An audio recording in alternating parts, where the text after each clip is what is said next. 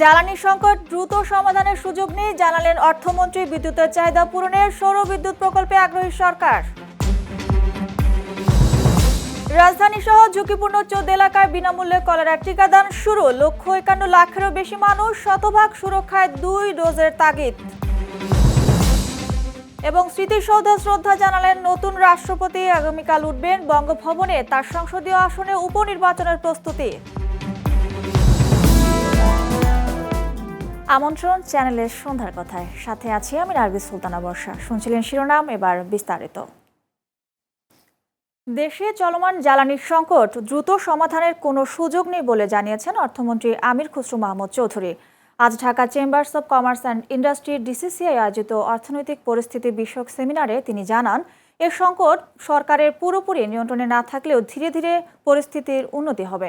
পাশাপাশি অর্থনৈতিক সংকট কাটাতে দেশি বিদেশি বিনিয়োগ বৃদ্ধির ওপর তিনি জোর দেন।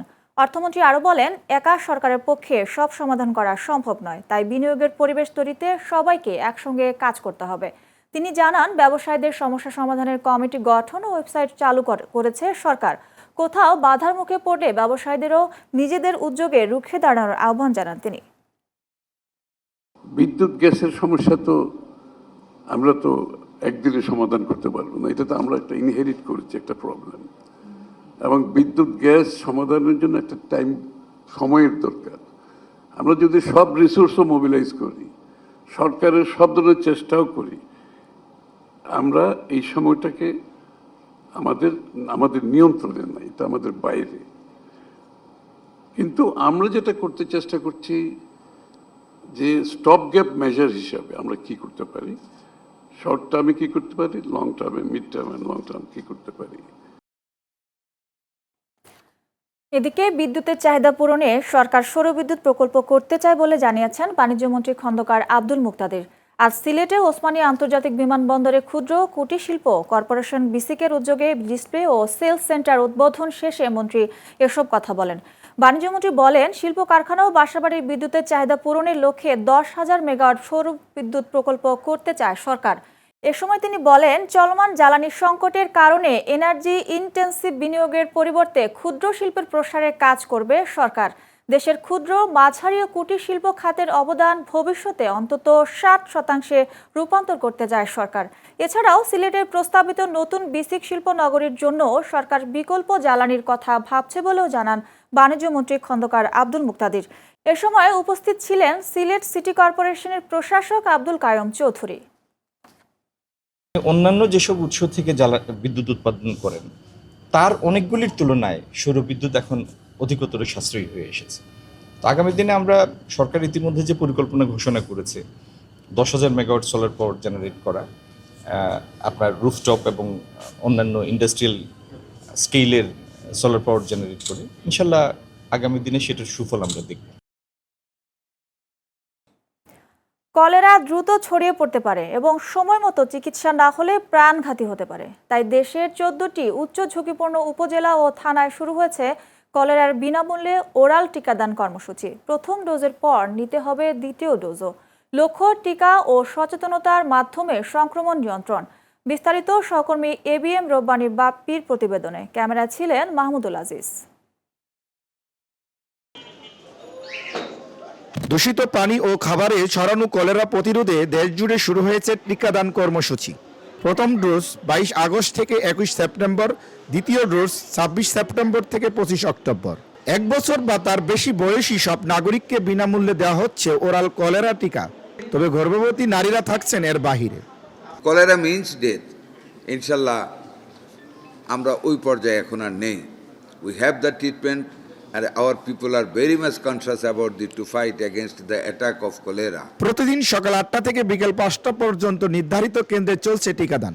দেশজুড়ে প্রায় 51,75,000 মানুষকে টিকার আওতায় আনার লক্ষ্য রয়েছে, আর সম্পূর্ণ সুরক্ষা 2 ডোজ নেওয়ার পরামর্শ স্বাস্থ্য বিভাগের। না, এটা তো একটা ভালো উদ্যোগ, যেহেতু এটা নতুনভাবে শুরু করেছে। আপাতত কয়েকটা জায়গায় সম্ভবত করেছে, হয়তো ভবিষ্যতে আরো করবে।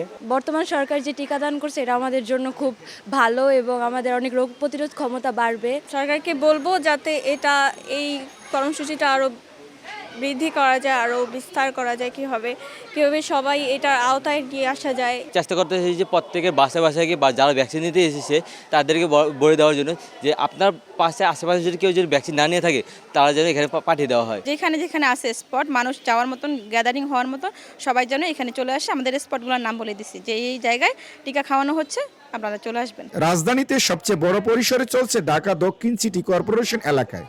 লালবাগ, গেন্ডারিয়া, কদমতলী ও কামরাঙ্গীরচরে 17টি ওয়ার্ডের 192টি কেন্দ্রে টিকা পাচ্ছেন প্রায় 11,70,000 মানুষ। এছাড়া ঢাকা উত্তর সিটি ও 4 জেলাতেও চলছে টিকাদান। ঢাকা দক্ষিণ সিটি কর্পোরেশনের লালবাগ, গেন্ডারিয়া, কদমতলী ও কামরাঙ্গীরচর এলাকাকে এই ক্যাম্পেইনের আওতায় অন্তর্ভুক্ত করা হয়েছে। আমরা হকারদের বসার জায়গা নিশ্চিত করছি। আমরা স্ট্রিট ফুড যারা বিক্রি করেন তাদেরকে আমরা অনুরোধ করবো আপনাদের মাধ্যমে স্বাস্থ্যসম্মত স্ট্রিট ফুড যদি না হয় তাহলে সেগুলোকে আমরা অ্যালাউ করবো। কলেরা প্রতিরোধ টিকাদানের পাশাপাশি নিরাপদ পানি, পরিচ্ছন্নতা ও স্বাস্থ্যবিধি মেনে চলার উপর গুরুত্ব দিচ্ছেন সংশ্লিষ্টরা। স্বাস্থ্য বিভাগের প্রত্যাশা, নির্ধারিত সময়ে 2 ডোজ টিকা গ্রহণের পাশাপাশি সচেতনতা বাড়িয়ে কলেরা নিয়ন্ত্রণে ভূমিকা রাখবেন সবাই। ABM Rabbani Bappi, channel S, Dhaka. সাভারের জাতীয় স্মৃতিসৌধে মুক্তিযুদ্ধের বীর শহীদদের প্রতি পুষ্পস্তবক অর্পণ করে শ্রদ্ধা জানিয়েছেন নবনির্বাচিত রাষ্ট্রপতি মির্জা ফখরুল ইসলাম আলমগীর। আজ সকাল 10:30টায় স্মৃতিসৌধে পৌঁছে তিনি শহীদ বেদিতে শ্রদ্ধা নিবেদন করেন এবং বীর শহীদদের স্মরণে কিছুক্ষণ নীরবে দাঁড়িয়ে থাকেন। এ সময় 3 বাহিনীর একটি দল তাকে গার্ড অফ অনার প্রদান করে এবং বিগলে করুণ সুর বেজে ওঠে। শ্রদ্ধা নিবেদন শেষে রাষ্ট্রপতি স্মৃতিসৌধের পরিদর্শন বইয়ে স্বাক্ষর করেন। রাষ্ট্রপতির কার্যালয় জানায়, আগামীকাল সকাল 10:50 মিন্টু রোডের বর্তমান সরকারি বাসভবন থেকে রওনা হয়ে বঙ্গভবনে উঠবেন নতুন রাষ্ট্রপতি। এদিকে জাতীয় সংসদের ঠাকুরগাঁও 1 আসন শূন্য ঘোষণা করা হয়েছে। এ আসনে এমপি মির্জা ফখরুল ইসলাম আলমগীর রাষ্ট্রপতি হিসেবে দায়িত্ব গ্রহণ করায় সংবিধানের 50-এর 4 অনুচ্ছেদ অনুযায়ী আসনটি শূন্য হয়। আজ জাতীয় সংসদ সচিবালয় থেকে প্রকাশিত এ সংক্রান্ত প্রজ্ঞাপন নির্বাচন কমিশন সচিবালয়ে পাঠানো হয়েছে, যেন সেখানে উপনির্বাচন আয়োজনের প্রয়োজনীয় ব্যবস্থা গ্রহণ করা হয়। একই সঙ্গে মন্ত্রিপরিষদ সচিব, প্রধানমন্ত্রীর কার্যালয়, স্পিকার ও ডেপুটি স্পিকারের কার্যালয়, বিরোধী দলীয় নেতার কার্যালয় সহ সংশ্লিষ্ট সব দপ্তরে অবগতি ও প্রয়োজনীয় ব্যবস্থা গ্রহণের জন্য এ অনুলিপি পাঠানো হয়েছে। সাভারে জাতীয় স্মৃতিসৌধে মহান মুক্তিযুদ্ধের বীর শহীদদের প্রতি শ্রদ্ধা জানিয়েছেন নবনিযুক্ত মন্ত্রী ও প্রতিমন্ত্রীরাও। সকালে তারা স্মৃতিসৌধে গিয়ে শহীদদের স্মরণে পুষ্পস্তবক অর্পণ করেন। এ সময় নয়া পররাষ্ট্র প্রতিমন্ত্রী হুমায়ুন কবির বলেন, অপরাধ করে ভারতে পালিয়ে থাকা ব্যক্তিদের দেশে ফিরিয়ে আনা জনগণের দাবি। এ বিষয়ে ভারতের সঙ্গে আলোচনা করবে সরকার, তবে জাতীয় স্বার্থে কোনো আপোষ করা হবে না। জাতীয় স্বার্থের ভিত্তিতে ওই ঐক্যমত্যে পৌঁছে প্রধানমন্ত্রীর ভারত সফরের সিদ্ধান্ত নেওয়া হবে। এই পলাতক সন্ত্রাসী শেখ হাসিনার এই প্রেস কনফারেন্সের মাধ্যমে মানুষের সেন্টিমেন্ট হার্ট করেছে 5th August, and they noted that it's a good start. এখন দেখি বাকি আলোচনা একটু প্রোগ্রেস হোক এবং আলোচনার ভিত্তিতে আমাদের ন্যাশনাল ইন্টারেস্টের ভিত্তিতে আমরা অবশ্যই যাব যখন the time. Clean Dhaka, green Dhaka স্লোগানে ঢাকাকে সুন্দর ও সবুজায়ন করার প্রতিশ্রুতি ব্যক্ত করেছেন ঢাকা উত্তর সিটি কর্পোরেশনের প্রশাসক শফিকুল ইসলাম খান মিল্টন।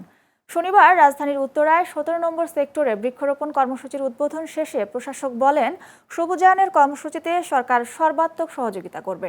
তিনি বলেন, ঢাকা উত্তর সিটি কর্পোরেশনের 5 বছরে 5 লাখ বৃক্ষরোপণ করার উদ্যোগ নিয়েছে। ইতোমধ্যে 55,000 বৃক্ষরোপণ কার্যক্রম সম্পন্ন হয়েছে। সারা দেশে 5 বছরে 25 কোটি বৃক্ষরোপণ করার ঘোষণা দিয়েছেন প্রধানমন্ত্রী। একই সাথে ঢাকাকে পরিচ্ছন্ন রাখার লক্ষ্যে সর্বোচ্চ চেষ্টা করবে সিটি কর্পোরেশন। পাশাপাশি যেখানে সেখানে ময়লা ফেলা থেকে সবাইকে বিরত থাকার আহ্বান জানান প্রশাসক। মাননীয় প্রধানমন্ত্রী ইতিমধ্যে ঘোষণা দিয়েছেন সারা বাংলাদেশে 5 বছরে 25 কোটি বৃক্ষরোপণ করবেন।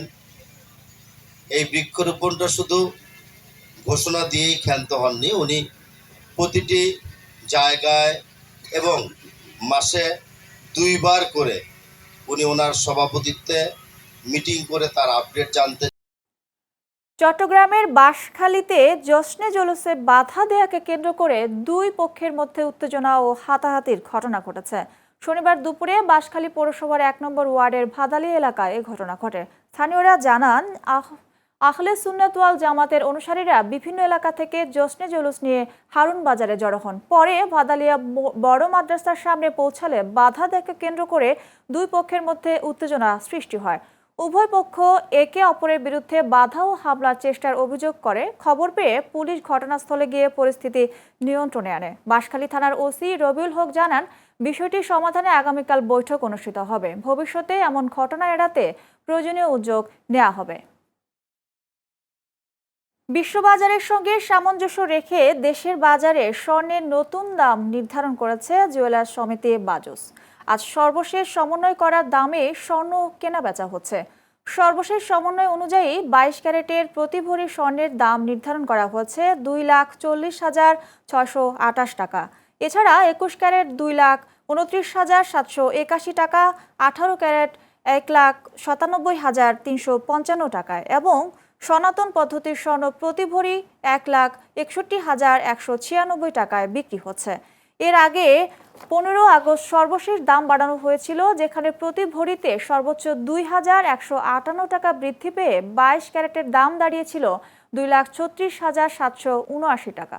উল্লেখ্য, চলতি বছরের 29 জানুয়ারি 1 লাফে ভরিতে 16,213 টাকা বেড়ে দেশের ইতিহাসের সর্বোচ্চ 2,86,000 টাকায় পৌঁছেছিল স্বর্ণের দাম। বাজুস ক্রেতা ও বিক্রেতাদের কেনার আগে সর্বশেষ বাজার দর যাচাই করার পরামর্শ দিয়েছে। যুক্তরাষ্ট্রের সঙ্গে বাণিজ্য চুক্তির আলোচনার শেষ মুহূর্তের ভেস্তে যাওয়ায় কঠোর অবস্থানে কানাডা। মার্কিন পণ্যের উপর সমপরিমাণে পাল্টা শুল্ক আরোপের ঘোষণা দিয়েছেন প্রধানমন্ত্রী মার্ক কার্নি। স্থানীয় সময় শনিবার মধ্যরাত থেকে কানাডীয় পণ্যের উপর যুক্তরাষ্ট্রের 50% পর্যন্ত নতুন শুল্ক কার্যকর হওয়ার পর ডলারের বদলে ডলার নীতিতে জবাব দেওয়ার ঘোষণা দেয় অটোয়া। কার্নির অভিযোগ, শেষ মুহূর্তে যুক্তরাষ্ট্র প্রস্তাবিত শর্তে পরিবর্তন এনেছে, যা অন্যায্য ও অর্থনৈতিকভাবে অযৌক্তিক। তবে ওয়াশিংটনের দাবি, আগে সম্মত হওয়ার শর্ত অনুযায়ী চুক্তি চূড়ান্ত করতে অস্বীকৃতি জানিয়েছে কানাডা। নতুন মার্কিন শুল্কের আওতায় আসছে কানাডার ওয়াইন, দুগ্ধজাত পণ্য, সিমেন্ট, পোশাক ও হকি সরঞ্জাম সহ বিভিন্ন পণ্য।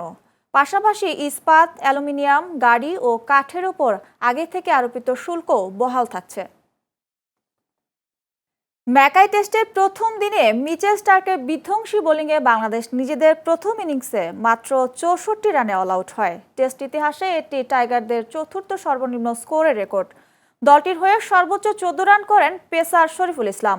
তবে ব্যাট হাতে দুটি ছড়ানোর পর বল হাতেও অজিদের ব্যাটিং লাইন আপে ধস নামান ইনজুরি কাটিয়ে ফেরা শরীফুল। 35 রানে 6 উইকেট শিকার করেন তিনি। তবে তার এই তোপে স্বাগতিক অস্ট্রেলিয়া 148 রানে 8 উইকেট হারিয়ে বসে। তবে ক্যামেরন গ্রিনের অপরাজিত হাফ সেঞ্চুরিতে প্রথম দিন শেষে অজিদের সংগ্রহ 8 উইকেটে 165 রান। প্রথম ইনিংসে বাংলাদেশের চেয়ে 101 রানে এগিয়ে রয়েছে স্বাগতিকরা। চ্যানেলের সন্ধ্যার কথা শেষ করার আগে শিরোনামগুলো দেখে নিচ্ছি আরও একবার। জ্বালানি সংকট দ্রুত সমাধানের সুযোগ নেই, জানালেন অর্থমন্ত্রী। বিদ্যুতের চাহিদা পূরণে সৌর বিদ্যুৎ প্রকল্পে আগ্রহী সরকার। রাজধানী সহ ঝুঁকিপূর্ণ 14 এলাকায় বিনামূল্যে কলেরার টিকাদান শুরু। 151,00,000-এরও বেশি মানুষ, শতভাগ সুরক্ষায় 2 ডোজের তাগিদ। স্মৃতিসৌধে শ্রদ্ধা জানালেন নতুন রাষ্ট্রপতি। আগামীকাল উঠবেন বঙ্গভবনে তার সংসদীয় আসনে উপনির্বাচনের প্রস্তুতি। বাণিজ্য চুক্তি নিয়ে শেষ মুহূর্তে ভেস্তে গেল যুক্তরাষ্ট্র কানাডার আলোচনা। ডলারের বদলে ডলার, পাল্টা শুল্কের ঘোষণা কানাডার। এবং ম্যাকাই টেস্টের প্রথম ইনিংসে 64 রানে অল আউট বাংলাদেশ। শরীফুলের 35 রানে 6 উইকেটের অদম্য লড়াইয়েও 101 রানের লিড অস্ট্রেলিয়ার। এই ছিল চ্যানেল এস সন্ধ্যার কথায়। দর্শক, চ্যানেল এস এর সব সংবাদ দেখতে ভিজিট করুন youtube.com/channelsnews এবং facebook.com/channelsnews এই পেজে। এতক্ষণ সাথে থাকার জন্য ধন্যবাদ।